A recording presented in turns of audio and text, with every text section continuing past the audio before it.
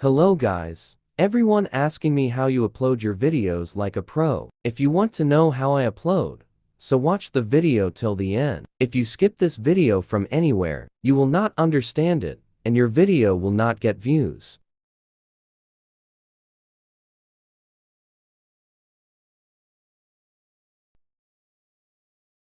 Select your video. Var Tamponu yere bastırdım. Ben tesisat yaptırdım. Kıza kendimi kaptırdım. Kıza kendimi kaptırdım. Aşkım var.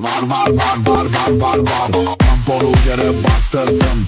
Ben tesisat yaptırdım. Kıza kendimi kaptırdım. Kıza kendimi kaptırdım. Aşkım var.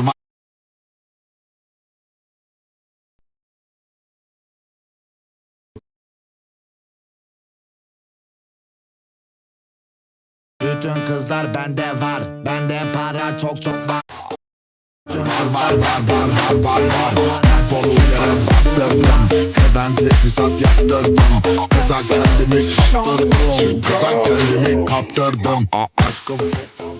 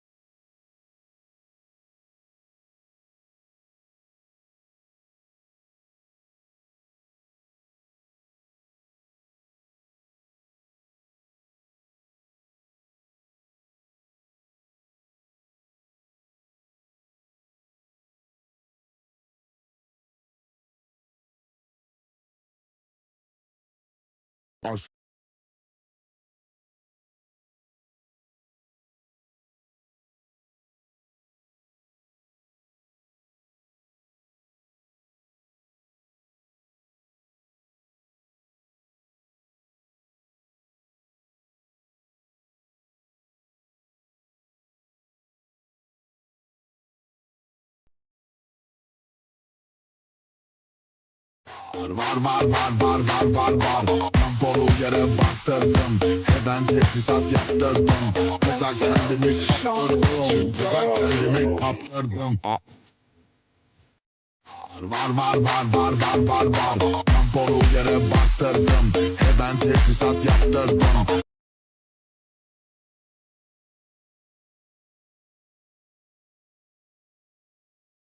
Aşkım çok pardon. Thanks for the watching.